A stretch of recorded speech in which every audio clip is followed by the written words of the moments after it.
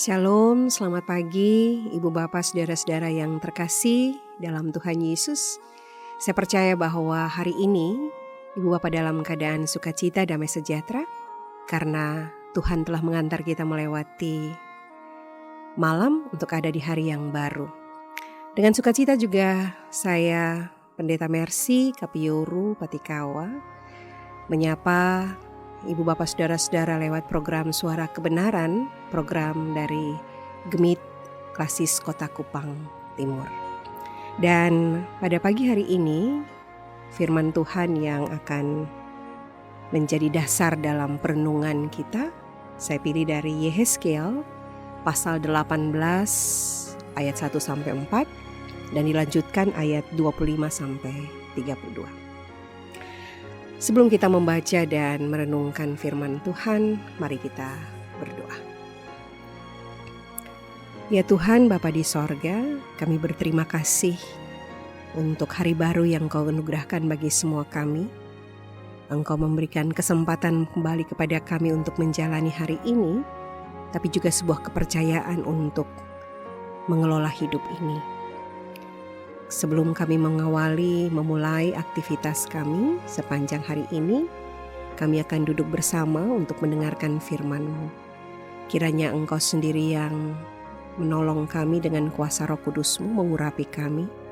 Kami membuka hati dan pikiran kami untuk menerima firman-Mu, dan dalam kelemahan kami dimampukan untuk mengerti.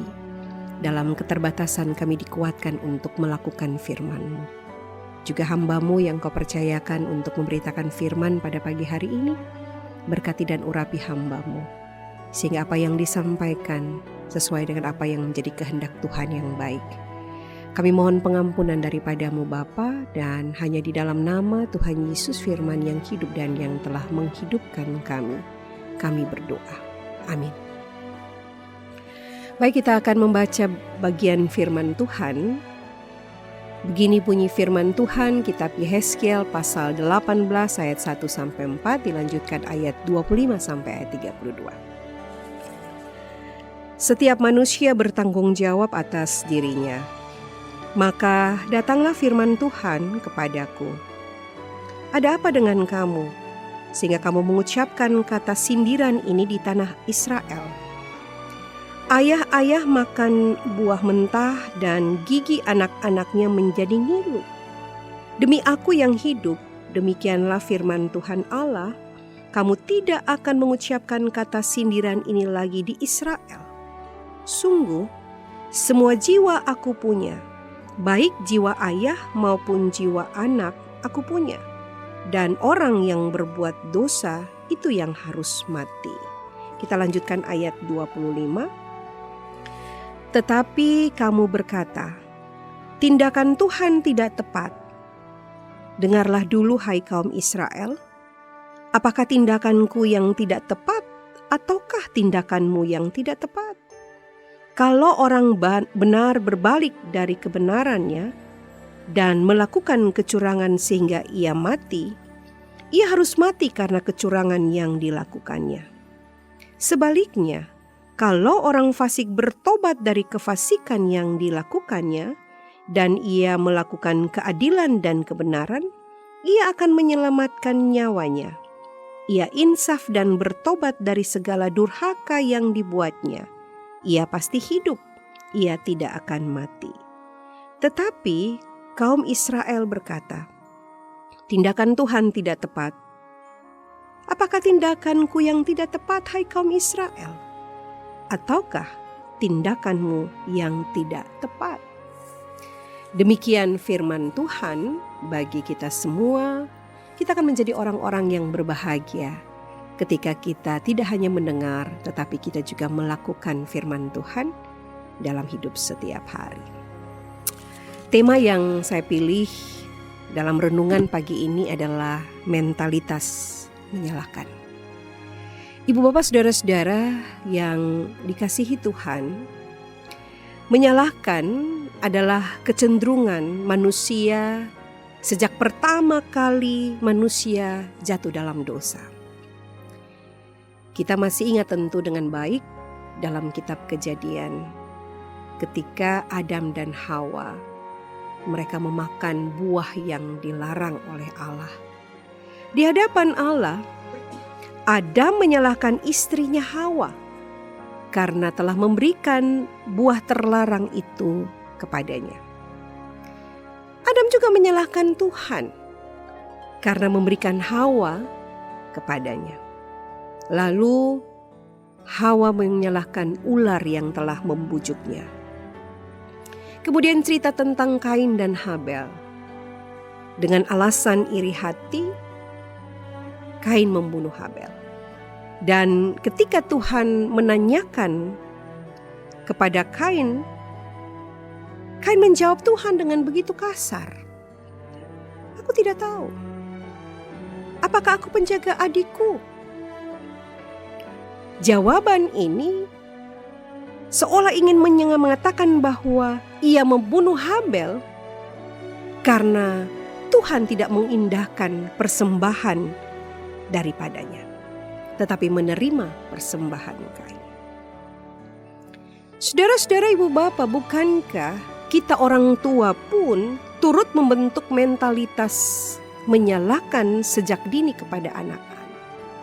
Waktu anak-anak masih kecil, mereka terantuk pada tangga, kursi, meja.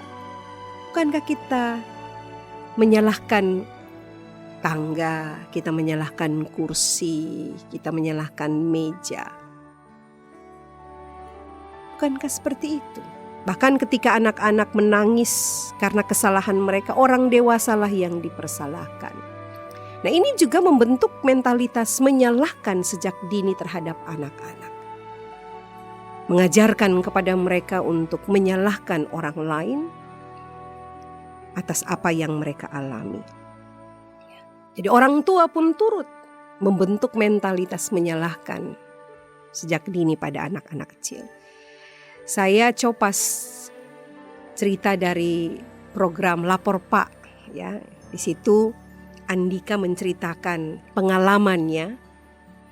Satu waktu dia berkendaraan, terus kemudian dia hampir menabrak seorang ibu yang membawa kendaraan motor. Ibu ini beloknya ke kanan, tetapi sennya ke kiri. Jadi ketika mereka berhenti dan Andika ini mempertanyakan, kenapa ibu sennya ke kiri tetapi beloknya justru ke kanan? Ibu ini tidak mengakui bahwa dia salah, meminta maaf, tetapi ibu ini bilang begini, saya sen ke kiri itu artinya bahwa saya memberikan kode kepada bapak untuk bahwa saya mau beloknya ke kanan, bapaknya harus lewat kiri gitu kan. Kan menyalahi aturan. Hal ini memperlihatkan betapa manusia itu sulit untuk bertanggung jawab atas perbuatannya. Dan lebih banyak ada alasan untuk menunjuk orang lain sebagai penyebab dari tindakannya yang salah. Keadaan pun sering disalahkan. Bahkan Tuhan pun juga turut bersalah atas kesalahan yang telah dibuat, atau atas akibat dari kesalahan kita sendiri. Kita selalu berdalih, selalu punya alasan untuk kembali menyalahkan orang lain. Bahkan ada orang yang menyalahkan orang yang menjadi korban dari tindakan kejahatan kita. Contoh kasus pemerkosaan. Seorang perempuan yang menjadi korban pemerkosaan tetapi disalahkan karena berpakaian terlalu mini, berpakaian mini yang akhirnya menggoda. Cara jalannya juga menjadi sebuah kesalahan karena cara jalannya juga menggoda. Banyak hal lain yang dituduhkan kepada korban. Saudara-saudara, bahkan ada yang melakukan kejahatan atas nama Tuhan, menyatakan bahwa Tuhanlah yang memberikan perintah untuk dia melakukan sebuah tindakan kejahatan, tindakan kriminal. Seolah-olah bahwa Tuhanlah yang harus bertanggung jawab terhadap setiap kejahatan yang telah dibuat. Saudara-saudara, pada masa Nabi Yehezkiel, di mana sebagian dari bangsa Israel berada dalam masa pembuangan di Babel dan sebagian sisanya itu tetap tinggal atau masih berada di Yerusalem. Oleh karena keadaan mereka yang menderita, mereka memilih untuk menyalahkan para pendahulu mereka. Mereka merasa sedang hidup di dalam kutuknya Tuhan. Hal ini nampak dalam kalimat sindiran yang mereka katakan kepada Yehezkiel dalam pembacaan kita. Ayah-ayah makan buah mentah dan gigi anak-anaknya menjadi ngilu. Kalimat sindiran ini mencerminkan bentuk pemahaman iman mereka kepada Tuhan, bahwa seolah-olah Tuhan adalah Allah yang kejam dan kaku. Allah yang kejam yang telah menghukum umatnya karena dosa dan kesalahan para pendahulunya. Ya. Mereka tidak sadar kenapa Allah menghukum mereka. Tetapi justru yang mereka lakukan adalah menyalahkan para pendahulu. Itu adalah dosa para pendahulu, akibat dari kesalahan para pendahulu. Bahkan seolah-olah menyalahkan Tuhan. Nah, melalui Nabi Yehezkiel, saudara-saudara, Tuhan menanggapi mereka bahwa sesungguhnya hidup semua orang itu ada dalam tangan Tuhan yang adil. Baik jiwa para ayah maupun semua anak di dalam kuasa Tuhan yang adil. Tuhan itu adil. Karena itu Dia menghakimi setiap orang sesuai dengan perbuatan masing-masing. Tuhan menyatakan bahwa pertobatan adalah kunci membuka pintu anugerah Tuhan, yaitu keselamatan. Tuhan berkenan memberikan pengampunan dan keselamatan bagi mereka yang mau hidup dalam pertobatan tanpa memperhitungkan dosa-dosa orang tua mereka terdahulu. Tindakan Tuhan yang adil inilah yang justru dipandang tidak adil bagi umat Israel. Mereka justru merasa diri lebih baik, lebih benar dari mereka yang sudah bertobat. Kita lihat tadi pada ayat yang ke-25 bagaimana mereka bersikeras. Seakan-akan bahwa tidak ada kesalahan pada diri mereka. Mereka ada dalam sebuah kehidupan yang baik. Mereka melakukan sebuah kebaikan dan kebenaran. Yang sepatutnya, yang seharusnya mereka tidak mendapatkan sebuah hukuman dari Tuhan. Saudara-saudara, Tuhan mengajarkan bahwa sesungguhnya Tuhan Allah Israel adalah Tuhan yang adil. Tuhan tidak akan pernah menghukum mereka yang bersalah, yang tidak bersalah. Tetapi Tuhan akan menghukum orang yang melakukan kesalahan, kejahatan, dan berdosa. Tuhan mengajarkan kepada mereka agar mereka belajar bertanggung jawab terhadap kejahatan, kesalahan yang telah mereka lakukan. Tuhan menginginkan agar mereka mengakui akan setiap kesalahan, dosa mereka di hadapan Tuhan. Tuhan ingin agar ketika mereka sadar dalam sebuah pengakuan dan mereka bertobat dan memperbaharui diri mereka. Mentalitas menyalahkan inilah yang membuat mereka tidak hidup dalam pertobatan, tetapi mencari pembenaran diri dan mencari kesalahan orang lain.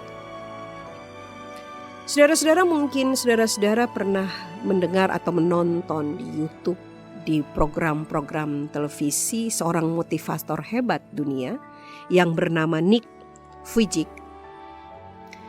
Dia seorang yang terlahir tanpa kedua lengan dan tanpa kedua kaki.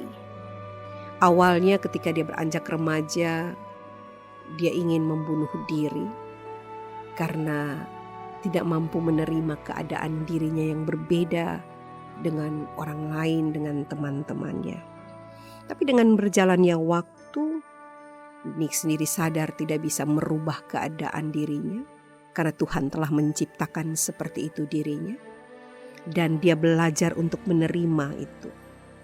Dia tidak pernah mempertanyakan apa dosa orang tuanya, Apa kesalahan orang tuanya sehingga dia terlahir dalam keadaan yang tidak sempurna secara fisik?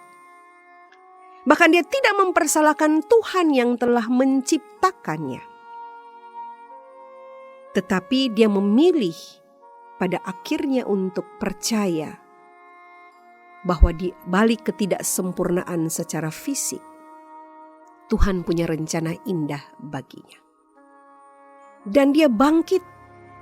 Dia belajar untuk bagaimana memotivasi dirinya dan akhirnya dia ada menjadi seorang motivator yang hebat.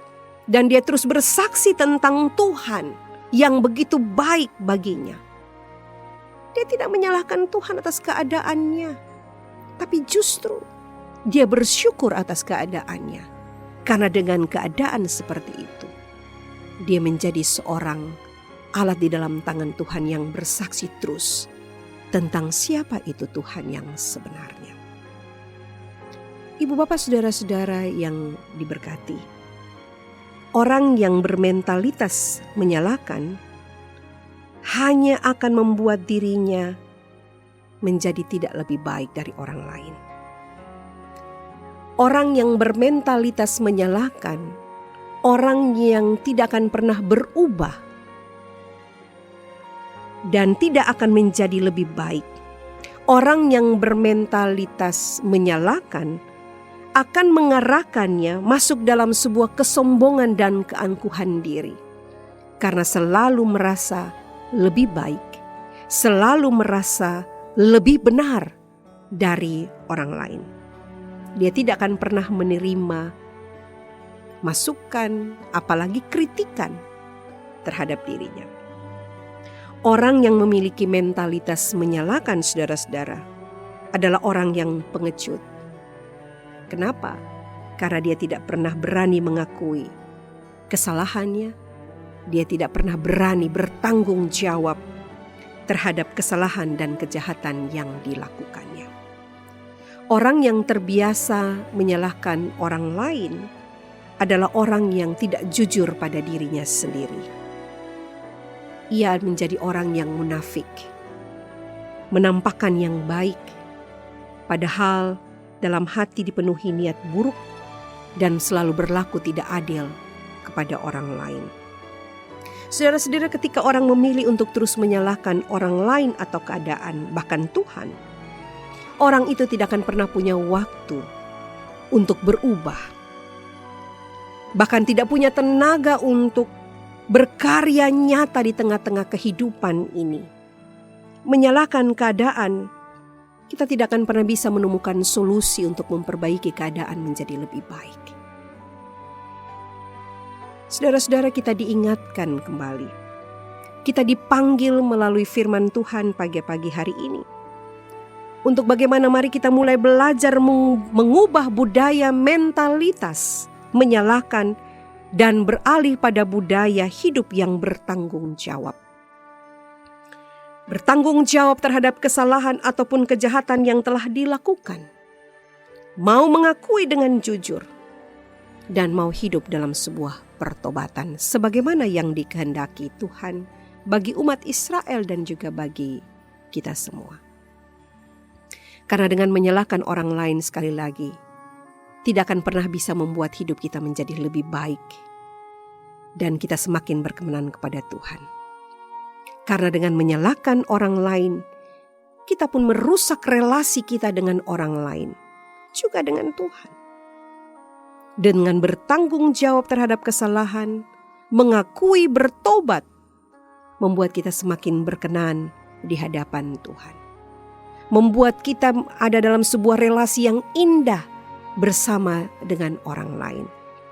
Yakobus 5 ayat 19a dia katakan, saudara-saudara, janganlah kamu bersungut-sungut dan saling mempersalahkan, supaya kamu jangan dihukum. Ingatlah saudara-saudara, bahwa sampai kapanpun kita harus mempertanggungjawabkan kesalahan atau kejahatan yang telah kita lakukan. Ada waktu di mana kita tidak bisa lagi menutupi apa yang telah kita lakukan dengan menyalahkan orang lain atau mengkambing hitamkan orang lain. Tidak. Tuhan selalu punya cara, selalu dengan waktunya akan memperlihatkan kepada kita siapakah yang ada dalam sebuah kebenaran dan siapakah yang ada dalam sebuah kesalahan. Kita mau berdalih dengan alasan apapun, mau bersembunyi di balik hukum, aturan dan lain sebagainya, kesalahan tetaplah sebuah kesalahan. Hidup tidak akan menjadi lebih baik. Keadaan tidak akan pernah menjadi lebih baik kalau kita tidak berubah. Memang untuk berubah, merubah budaya atau mentalitas menyalahkan ini memang sulit, karena banyak kali kita sudah terbentuk dari kecil sebagaimana saya menyampaikan itu di awal renungan. Sulit.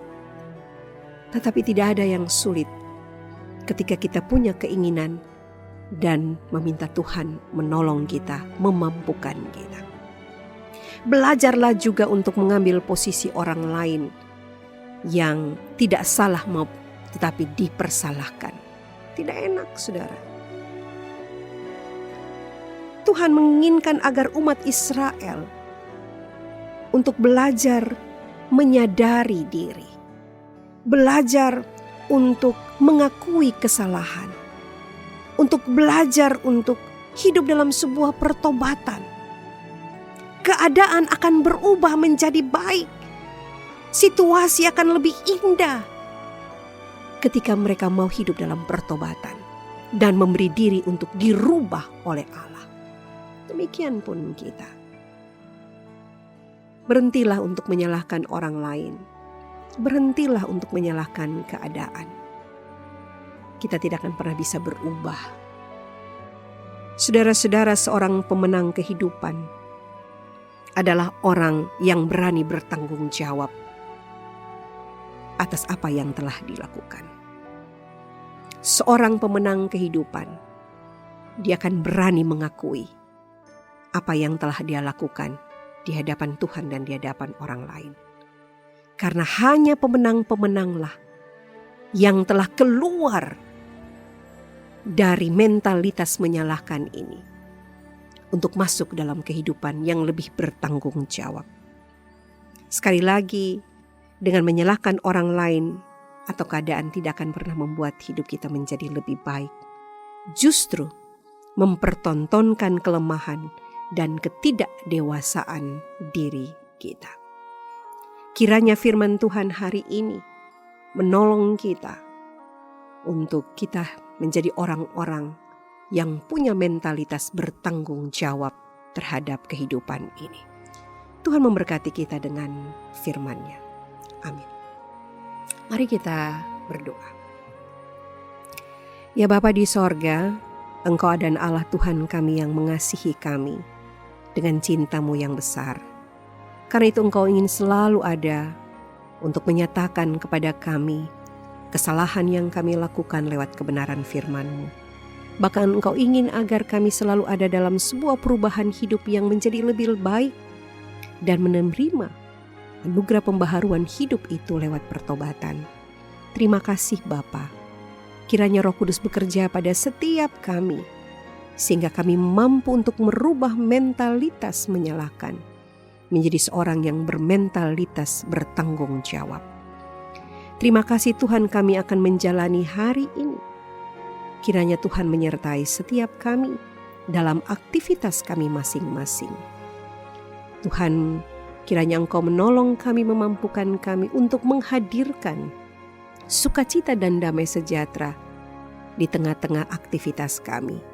Ketika kami berjumpa dengan orang lain, kami selalu menghadirkan sukacita itu, sehingga semua orang merasakan kasih dan kebaikan Allah. Terima kasih ya Tuhan Allah kami dalam sorga. Inilah kami, inilah doa kami. Penyertaan yang sempurna daripada Allah Tuhan kami senantiasa menyertai perjalanan kehidupan kami. Terpujilah nama-Mu ya Tuhan. Amin. Terima kasih dan Tuhan Yesus memberkati kita semua. Selamat beraktivitas. Shalom.